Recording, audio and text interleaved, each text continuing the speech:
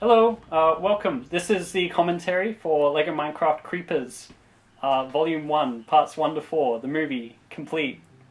Here with me are two of the voice actors, Andy Stein, also known as Mandopony. Say hello, Andy. Hello, Andy. You knew I was going to do that. Come on, you knew I was going to do that. I don't know, you caught me off guard, actually. And also, we have Chris, the voice of Nico. Hello, everyone. Say hi, Chris. So this is Chris talking right now on screen. Oh yeah, and I should mention Andy did the voice of Steve and Farmer. So yeah, very talented. And he also did a song for part 2 of Creepers, which will be coming up in about, I don't know, 8 or so minutes. So yeah, so I thought I'd just start off asking you guys some questions about the voice acting for this in particular. Chris, I love the voice that you do for Nico. I do too. I just want to say that real quick. It's adorable. Yeah, I had someone commented the other day that it sounded a bit like SpongeBob. Oh yeah, somewhere. I can see that. Yeah. SpongeBob, but yeah, or Goku how'd from you... the. Sorry. I was just gonna ask, how'd you get around to getting that voice? Because I remember we went through a few different ones. Well, I went out and I learned a lot about creepers when he told me about the role. I hid in girls' locker rooms, research? and then you explained more of what creepers are, and I was like, oh, so that's what they are. So it's got really dark really quickly. It's going to a negative place, but continue, please. So I went out into the woods, and I lived with creepers for a couple months in preparation. My God, you method actors, I swear. Actually, I think, because we went through a few different voices, and I think I've got a few different sort of recordings on my computer, like still there somewhere, of you went through like a really smoky, trashy sounding voice at one point. Yeah, I remember at first I thought that was a good voice, just because I guess the name Creepers, I was like, oh, they should sound kind of creepy, but but I guess learning more about the character and like how he's sort of innocent and stuff, sort of like a childlike, like with wonder in his voice, kind of sound better. So that's what I went with, and that's what you liked. So I think it works perfectly. Yeah, no, it's perfect. Andy, how about you? Because you did the voice of Steve, but also more interestingly, you did the voice of Farmer. Would you like to talk about how you came up with those voices? Yeah, definitely. I mean, as far as Steve goes, it's pretty much just my voice, which is, and there I literally had to fall down a cliff to record that, just so you know. Oh, yeah. There's a part coming up where Farmer eats carrots, and like, it was awesome because you actually ate carrots. I totally ate carrots. Yeah. I just used the audio of you eating carrots, and it was perfect. Well, I mean, I wanted to channel Mel Blanc sort of, because when he would do Bugs Bunny, he would, actually eat the carrot, as he was doing the voice. So wow, I had no idea. Yeah, so I kind of wanted to use that inspiration, and I don't know, like Steve's voice is just my own voice, maybe a little bit higher here and there, but generally my own, so didn't have to really work on that too much. But as far as Farmer goes, I remember being like, oh my God, I want to do this voice, but I didn't really know if I could, so I just tried to do like, a southern sort of gentleman's voice, pulling from my southern roots. Go ahead. I don't know if you noticed, but I actually pitched your voice down by about 4 semitones. I did, yeah. Animation. Like to sort of differentiate it. And hopefully it wasn't too blatant. No, not at all. Like most of the time when I pitch things up or down, it sounds really like artifact-y, or artifact-y. I don't know if that's an actual word. It is now. Yeah. But it sounded good the way that you had it. I could tell my voice does not normally sound that mature and gravelly, but you put some special sauce on it, and thank you. You dang Hollywood producers, you're always messing with people's voices. Yeah, well, that's what we do. I'm just joking. I do it all the time. I'm okay with it. Yeah. I should mention there is a third voice actor on this animation, which is Blade, and that's my dad. He's not here right now, but I saw him behind the scenes. Yeah. Wait, what were you gonna say? I saw in the behind the scenes when you recorded him recording the lines. Yeah. One of the things I do ask you guys to do a fair bit, I think, is like yelling and stuff. I remember for this part in particular, Andy, I kept asking you to like yell louder as he was like saying the line on the thing. Yeah. When he was like in the minecart. Yeah. Oh yeah, we're on to episode 2 now. Quick Easter egg down in the bottom left corner of that shot just there is Mini Steve from Adventure, my last series, and on the right you can see the thing holding up the cloud. You can just see it like poking in frame, like that white bar is actually the thing holding up the cloud. Oh my goodness! So yeah, Easter egg time. No one has noticed. Yeah. Oh yeah, so here's Farmer. Everyone's favorite character for an episode and a half. For an episode. Oh, sad. Oh. It was. And he's not related to Steve. I mean, they look pretty similar. Wow, that's racist, man. That is so racist. Oh, sure. Believe me. You guys say all creepers look alike. I always hear it. Well, Nico's different. He's got yellow bars on his sides. That's right. I was born the way that I don't know. I love that line. Which line? That little "I named myself" thing. It's like it's just funny. Yeah. Yeah, we did have to do quite a bit of screaming, didn't we? Like, yeah. I remember it took me quite a while to be able to get it like as intense as you needed, and I had to go in a closet. Like I did most of the recording in a closet. But where I you remember spend most of your time anyway. Yeah, well that's true. I haven't gotten out yet. Maybe one day. Yeah, I remember I wasn't sure. I wasn't sure exactly like how well I'd be able to scream as Nico, since his register's already pretty high just in his normal talking voice.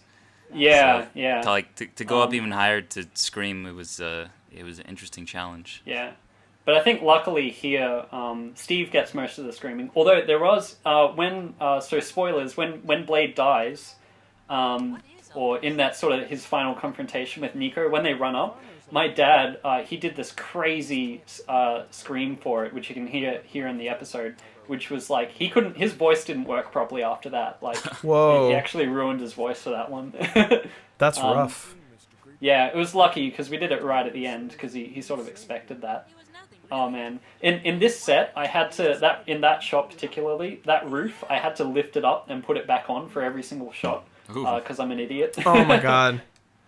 But that lighting, like all of that lighting, the light streaks coming on the wall behind them and stuff, that's all real, like coming through the Lego bricks. Yeah. Sometimes that's like the only way you can get it, huh? Just having the roof on. Yeah. And sometimes it sort of bumps around, and because it's light, it's like impossible to get back into the right position. So there's some shots like you can see it flickering a little bit there.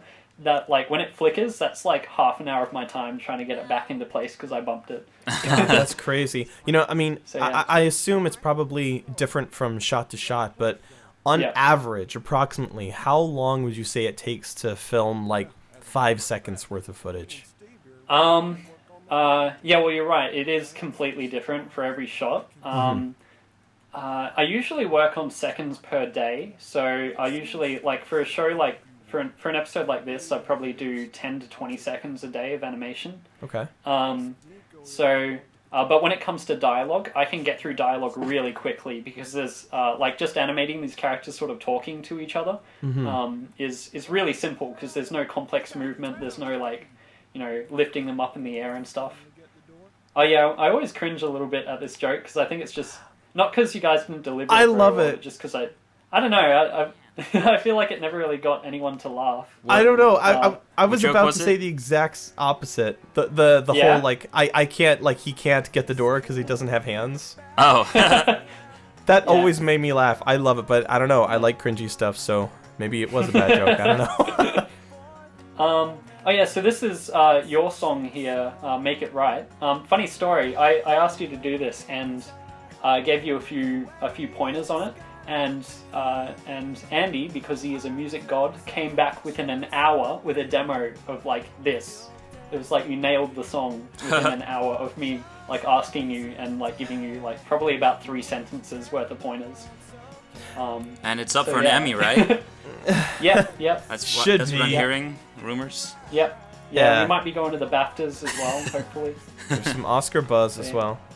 Yeah, it's funny. Well, I think when it comes to composing a song, especially for a project like this, what's really important is that the characters and the plot are strong enough to sort of imply something.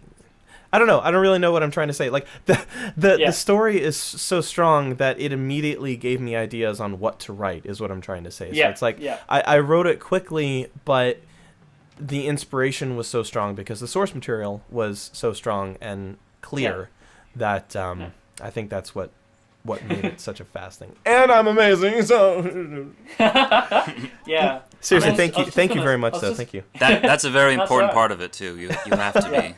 Yeah. Naturally. Well, what I'm really trying to such a say jerk. is that you know how it takes you. How many videos do you release? How many songs do you release every month? Would you say on your channel? Oh, I try to make it at least one a month, but I mean I've been kind of falling behind recently. But I like to do at least 1 or 2 a month. But they're I'm just always saying, original, if you can so. take an hour to do this song, how come it takes you a month to do Well, He doesn't have your inspiration, Tom. Are you lazy? Where's I Creepers am- Part 4? Huh? I'm very Where's Creepers Part 4? Where's part 7? But I never fall behind on my stuff. It's because I'm a lazy I joke. think that's just a part of like making stuff, isn't it? Like it just sometimes you can make it sucks really your life quickly. out. Sometimes, Well, yeah, pretty like much. totally. Like I'm working on a song right now that I've been working on for like the past week, and I've done at least 5 different versions of it. And then there are other songs that you can make in an hour, and those are sometimes way better. It's crazy. Yeah. This shot is beautiful. I just want to say.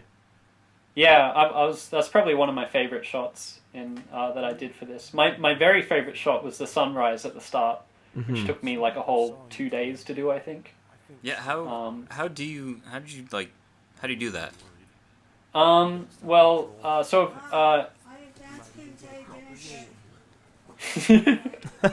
Sorry about that. That's okay. Alright, so for sunrises and sunsets, I usually just have a piece of blue card as the sky, and then for the sun I'll cut out a little square of white paper, and I'll stick it on the wall, and then I'll shine a light up from the bottom, usually through some red gel or something, and then if I want it to set or rise, I'll move the white piece of sun up and down because it's just tacked on with blue tack, and then in After Effects I'll add a glow with like just to make the sun sort of blow out. So yeah. Oh, that's it cool. looks great. So there's another example in that shot there. Nice. And there's a really epic scene right here too. Yeah, I think this is so the Lego company. They originally sent me the first round of Lego Minecraft sets. They actually sent me the second round as well, but not the third. But I think this. So, like, the first 2 parts of Lego Minecraft Creepers are actually uploaded on the official Lego channel as That is so cool. as fan creations. But then I sent them this video, and they're like, yeah, we don't really promote death and destruction of that kind. It's like, dang. But I mean, this is the story that I wanted to tell, so Yeah. and they haven't taken down the first 2 videos off their channel, so I think that's pretty cool. Like the fact that they respected, like they weren't like oh well, don't make this. Like they could have sent you like a cease and desist because this isn't family or whatever. But like I don't know. I Your think story will never be finished. I think it's pretty cool that both of those are still up there though. It's awesome. Yeah. Yeah. A couple interesting things that I don't know if anyone's picked up on yet, but there's these flowers with these red flowers that they're in the first episode, and they're a bit in the second one, I think. From here on, I think I take the red top off, so they're all green, and also in Farmer's house, all the plants are gone after he dies. It's so sad. Oh. Yeah. I wanted to ask you something before I forget. Like in the scene before this, it just showed the farmer's hat like all, like messed up. Oh yeah. And then there's of course the other scene where like he's eating the carrot. I just wanted to know like what are your thoughts on like actually like harming Legos and stuff. Because some people like really don't like seeing that. Yeah, well, I mean, I try to avoid it when possible. If I'm gonna, maim a piece of Lego, I need a good reason for it. For the carrot one, it was just like, I thought it would just look so cool. And it really worked. Looking really good. It really worked. Yeah, and lots of people commented about that, which was cool. The hat, I think I just really needed to sort of sell the realism of that moment, I guess, because this is sort of where the story sort of gets turned upside down, I guess, because people actually start dying. Yeah, it's funny. I think like when you actually wreck a Lego piece on camera, it actually makes like a scene more powerful to watch. Like, oh my god. Yeah. And I mean, I think, like I've seen, like Kesh and 8 and Forest Fire 101, they, for their more violent Lego videos. Oh, yeah, well, they have no problem massacring Lego people. Yeah. So I figure, if they can get away with it, then I can get away with the occasional one. Oh, go ahead. I was just going to say the green flowers in the foreground here, see, they got no red things on them now. Oh, yeah. Everything gets really dark. Yeah. So, yeah. I was going to say, touching on that destroying the Legos bit, like, I think that really, really sells what's happening. Oh, this is such a dramatic moment. I don't like talking over it. Like, it really does, it sells what's going on to the viewer, because, like, we're sort of accepting these Lego pieces as being these living, breathing characters with thoughts and feelings and motivations. And we just accept that. And then when we see those pieces that we accept as being alive physically being destroyed, it's more emotionally resonant, I think. Like, imagine seeing the puppet of Kermit the Frog actually, like, torn in half. Like, that would devastate. Oh my god. Wow, you just put that image in my head. And oh god, it's not pretty. Goodbye sleep. But like we physically buy into this world, and we this is Steve, and he is alive for me, and if I saw him actually destroyed, that would make me sad. Yeah. So physically harming those Lego pieces, I think it really hits the viewer hard. If they have a soul. So more dark stuff here. Man, I made like really dark stuff. So are those is the base plate for that shot, was that intentionally dirty? That's just a really old base plate. I don't think it was intentionally dirty, but I think I guess it adds to it. I've tried to clean that one before. You're supposed to say yes, Tom. It makes you it makes Artistry. you sound more like a genius. Yeah. He just lobbed you the perfect pass, and you completely missed the alley-oop. I mean, yes. We'll just cut that part out of the recording. Just edit it in post. Yeah, I'll just afterwards I'll just overdub my voice saying yes. Oh, dude, can you talk about this massive creeper? This shot was by cool. Sean Morton. Super good guy. There's a video of how he did it. Yeah, no, he's a cool guy. All the other stuff I did by myself, which is probably why it looks decidedly sort of crappier. Don't sell yourself short. It looks awesome. No, I mean, like, if you look at it closely in, like, 1080p, you can, like, see all the blue screen lines and stuff. Also, the color, like, completely changes here. This is probably because this animation, part 4, which is, like, almost twice as long as the first part, took me 8 months from start to finish to do. Wow. By comparison, part 3, I was working on that 3 weeks straight, like, basically not sleeping, and I got it done in 26 days, I think, because I needed to fly out to Europe for my holiday, which is great because I slept on the plane and, like, there was no jet lag whatsoever. But here, so that shot was completely in camera. I've got 18 creepers that I bought off of Bricklink. Wow. I think it's 18. But a shot like this is actually a red screen. And I sort of built up that background with a 3D plane in After Effects of a base plate. And all the creepers, I just sort of have a few plates of them on blue base plates and just sort of blue screen them out and just duplicate them a whole bunch of times. But yeah, these scenes by far took the longest to do. Some of these shots would have taken upwards of like 6 hours just to animate, and that's not including like setting it up and everything. And they say I'm crazy. Yeah. Yeah. Well, you are, but that's neither here nor there. That's another commentary. This battle was filmed in, I think it was 4 different rooms, because I filmed in in my room at home in Brisbane, and then I moved to university, so I filmed it in my dorm room for a bit, and then I moved to a share house, and so I filmed it in my room there for a bit, but it got too hot because there was no air conditioning, so I moved to the garage to finish filming the animation. So yeah, it was, this is animated all over the place. Wow, your B unit and your C unit were just in the most inhospitable of places. Yeah. Oh yeah, that shot there was the only entirely After Effects shot. I just noticed that like one little bit of motion blur that was in there. Oh, I'm such a blockhead. Why did I hit him? That was great. You're dead. Yeah, Dave, you blockhead! I love it. Yeah, that was ad-libbed. Oh, this is my favorite shot. This one. Boom. Of this episode. Yeah. Oh my god, this took awesome. so long. So you had to like, did you build the wall so that like chunks could be taken out, or did you have to like take the whole thing apart just to put in those little blown up sections?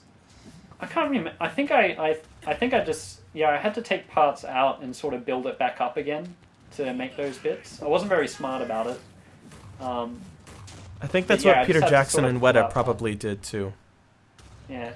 For Minas Tirith and stuff. I don't know. I'm just talking out my butt. I'm sorry. I shouldn't interrupt when you're actually talking about things. This shot serves two purposes. It's just a long 10-second shot. Makes it seem like there's more stuff going on, but it also sort of builds up tension, so it works both ways. Yeah, I remember when it started raining, I was just like, "What? There's water? What the?" I was just like completely. Maybe you should go into that a bit, like, you know, because you can see in the window like there's actual water droplets and stuff. Yeah, so I should probably go into that a bit. Yeah. So these shots, everything's real except for the rain in the door there. That's just a little After Effects mask. But yeah, that's a spray bottle. Every frame or two, I just spray some water onto the outside of the house. That's awesome. And and I animated a few creepers like running past the door outside. I think this was one of the first scenes that I shot actually. But yeah, there's a shot coming up here, like this one here, I think, right about now. I think it's 20 seconds of just pushing in on Nico. And that's all in camera, so I actually moved the camera nice. by hand for this. The lightning strikes are real. There's a cut up. Real lightning. Paper. Cool. Yep. Yeah. How long did this shot take? I'm not actually sure. It was, I don't know, like months ago, so I have no idea. Probably would have taken me like a good few hours to do, because I know I had to do it at least twice. Because it was pretty difficult. But yeah. Oh man, your guys' voice acting here is just amazing. I was just about to say the same thing listening to this again. Chris, you did such a good job selling that scene. I really, really like your performance, man. Oh, thanks. Yeah. Yours too. I mean, I felt like even though we haven't actually met until this part, I feel like both our characters had good chemistry on screen. Yeah, totally. Which is in part, due to Tom's good writing. Yeah, I mean, obviously performance will only be as good as the words that are, given to you. But I kind of feel like even though we didn't get a chance to perform, in the same room or with each other or bounce off of each other, I feel like the fact that I was able to go through and like listen to the other episodes and listen to the other performances, it was fun to kind of like imagine hearing that voice, going back and forth with me, kind of using your imagination. Yeah, definitely. Yeah, I think it definitely actually became a lot easier after the first part was out, because we were able to tell how each other sounded. Mm-hmm. Yeah. And shout out to your pop for that good performance. Yeah, no, you did a good job. I just remember, like, it's so great getting voice files back from you guys, and I listen back, and it's just like, this is pretty much perfect. Like, I rarely have to ask you guys to redo stuff. Like, usually it's pretty much spot on, first take sort of stuff, which is awesome.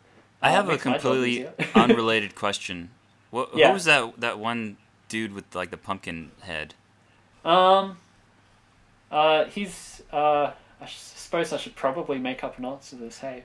Well, are he's... Are they in, are they, like, is that part of the game? Oh yeah, in the game, yeah, you can get pumpkin heads and put them on, and you're meant to be safe from Endermen when you put them on. Like Endermen attack you whenever you look at them, but if you're wearing a pumpkin head, they don't see you. I feel like I just outed myself that I didn't actually play Minecraft. Yeah. So who here actually? So you have Andy. Have you played much Minecraft? I've played more Minecraft than I'm comfortable publicly answering. So he's played enough for both of us. There you go. Yeah. Yeah, I should just be like, yeah, I've never played Minecraft. I just like play with these Lego toys and just make it up. But, yeah. No, I have played a fair bit of Minecraft. I haven't been keeping up with it because I haven't played it properly for probably a year or so at this point. I have seen the most recent update. It looks pretty cool, so I'm probably gonna play some more of it. Yeah. You get inspired again. But yeah. To make 4 more parts. This final shot. We're almost up to the end. This final scene is so powerful. I love it. Yeah. Oh yeah, I should mention aside from that one bit that Andy did and some stock music that I used, like this music is stuff that I did. You made this music. I don't think I'm very good at music, but I do awesome. go around sometimes and sort of get stuff to sound like what I want because I try to use all original stuff if I can. If anything, just to avoid copyright stuff, but also because I think it sort of gives everything its own sort of pedigree, I guess. Mm-hmm. If it's all original, it feels a bit more authentic, I guess. I completely agree. I always thought the music was very good, but I wasn't sure if you got it from somewhere else or if you had somebody else do it. I really like it as from one musician to another. Congrats, man. It sounds good. Oh, there's color in the flowers again. Yeah. It's bright and cheery. Dude, where did he get a diamond sword, yo? Wait a second. It's his. Blade sword. Oh, mind blown. That's Blade sword. Oh, I just made that connection. One of the things I sort of tried to do as well is every character has their own sort of symbol. So Steve's, I guess, is I don't know if Steve really has his own one, but Farmer is the spade, Blade is the diamond sword. I guess Steve would be the axe, but he doesn't really use it very much. Yeah. I don't know. Maybe I'll establish that more in a potential volume 2. I know this sounds really simple, but I also find just this water moving to be really well done and interesting. Yes. I must admit this the idea for this end scene came from a conversation with Zach MG or Zach Macias, I think that's how you say his name. Zach Macias. Zach Macias. Yeah, he's another Lego animator, incredibly talented. Some of the best animation I've ever seen. But yeah, I was having trouble actually with the ending of this series, and I sent the script to him, and he was like, "Why don't you do this?" And so I sort of ran with it, and yeah, so I think it's perfect. Oh yeah, and everyone always asks about Nico hissing there. I didn't actually sort of make a choice as to what that really means. I just sort of threw it in there, literally last minute. I was like, this seems cool. This will probably confuse people. Applause, yay. Yeah. So yeah, I guess that's our commentary for this Creepers There's Volume my name, 1. there's my name. There's my name too, oh my goodness. Yeah. As long as you don't say the M word. Okay, I won't. Money? Money. No, There's no. Where's my money? I don't have any money. Where's the my money? money? You're on the YouTube. I know you're making all the monies. Yeah. So I'm working on a story for Volume 2. So I'd love to get you guys back to do more voice work. Never. For me. Totally, man. Just give me the call, and I will be there in a heartbeat. I'll think about considering it. Thank you for asking us to be here. I had a lot of fun. So, do we stop recording now? Okay, thanks. Bye.